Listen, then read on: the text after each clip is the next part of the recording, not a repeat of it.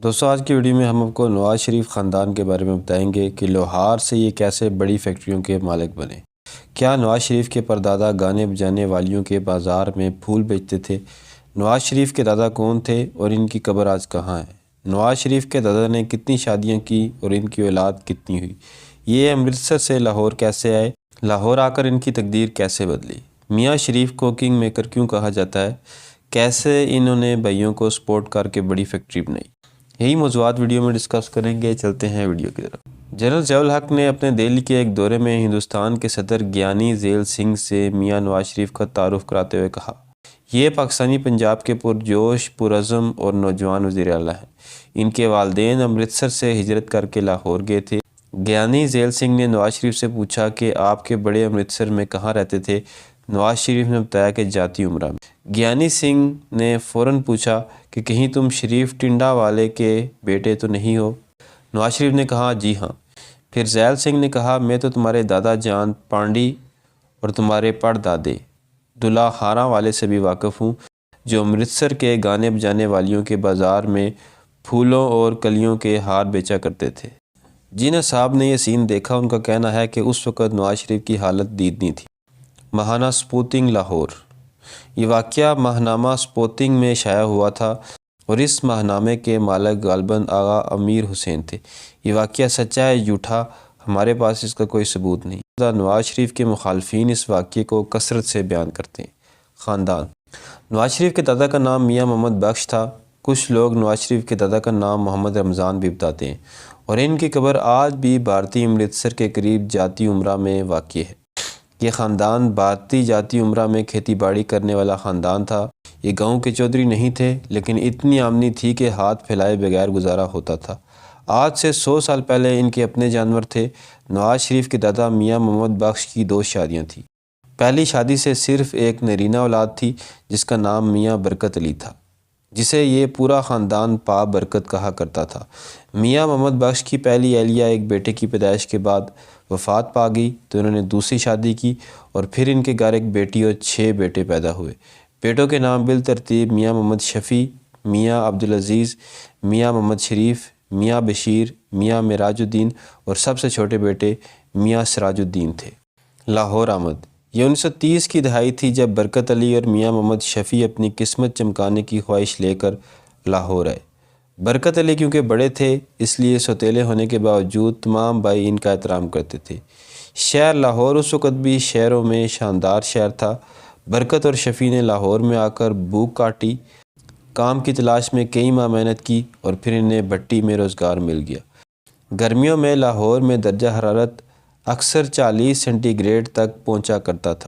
اس زمانے میں بھٹی پر جان لیوا کام کرنے کی اجرت 1 روپیہ مقرر کی گئی، یعنی دونوں بھائیوں کو روزانہ 2 روپے ملتے تھے۔ دونوں بھائیوں کا فوکس صرف اور صرف اس بات پر تھا کہ وہ محنت کریں، اپنے باقی بھائیوں کو بھی لاہور بلائیں۔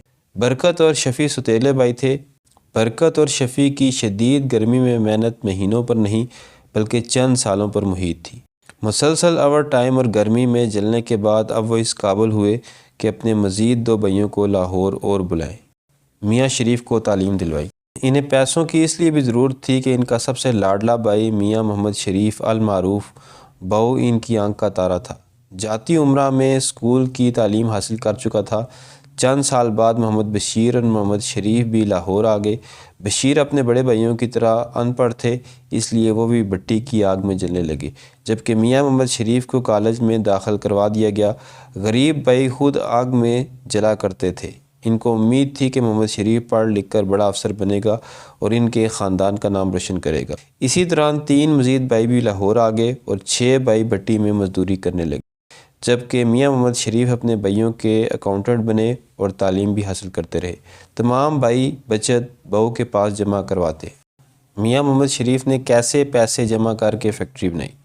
بہو شریف جو کالج بھی پاس کر چکا تھا، اس نے اپنے بھائیوں کو ایک روز بتایا کہ اس نے اتنے روپے جمع کر لیے ہیں۔ بہو شریف جو کالج بھی پاس کر چکا تھا، اس نے اپنے بھائیوں کو ایک روز بتایا کہ اس نے اتنے روپے جمع کر لیے ہیں کہ وہ اپنی ذاتی بھٹی لگا سکتا ہے۔ سب بھائیوں نے بہو شریف کی آواز پر لبیک کہا۔ صورتحال کچھ یوں تھی کہ 6 بھائیوں کے پاس لوہا پگھلانے کا سالوں کا تجربہ تھا اور مینجمنٹ میاں محمد شریف نے سنبھال لی۔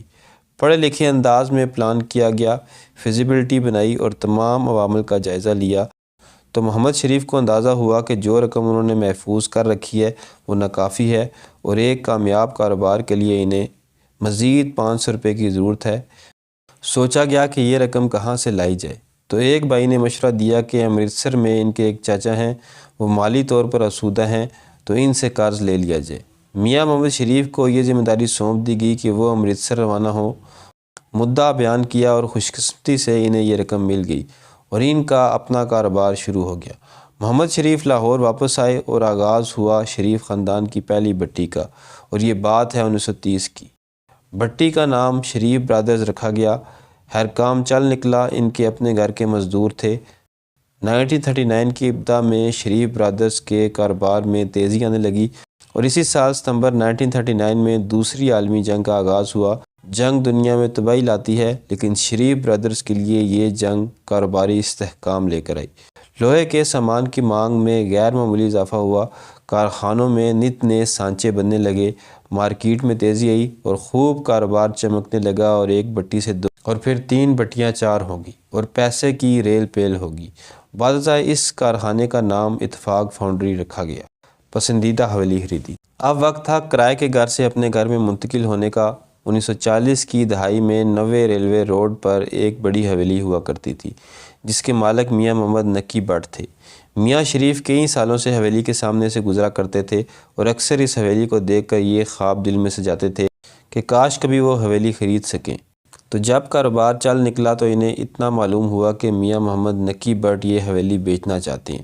میاں شریف ان کے پاس جا پہنچے اور پھر ایک اچھی ڈیل کے نتیجے میں 90 ریلوے روڈ کی یہ حویلی شریفوں کے نام ہوگی۔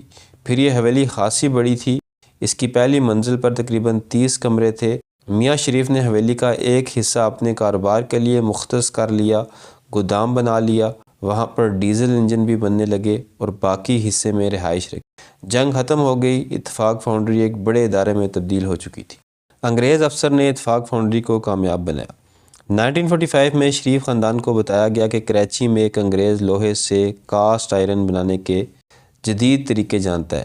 یہاں آپ کو بتاتا چلوں کہ خالص لوہے میں کاربن اور دوسرے میٹلز کو ملا کر اس سے کاسٹ آئرن تیار کیا جاتا ہے۔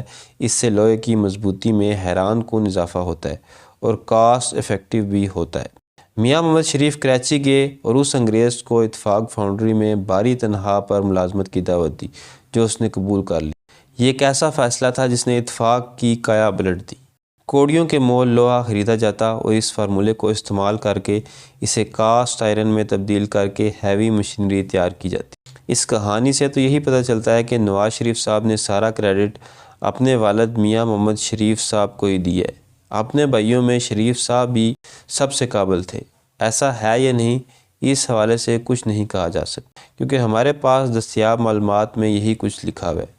نواز شریف جب پہلی بار وزیر اعظم بنے تو یقیناً انہوں نے حکومت کے ٹھیکے اپنی فیکٹریوں کو دیے ہوں گے اور ان کے اثاثوں میں کئی گنا اضافہ ہوا ہوگا۔ یہ تھی میری آج کی ویڈیو، ملتے ہیں اگلی ویڈیو میں، تب تک اللہ حافظ۔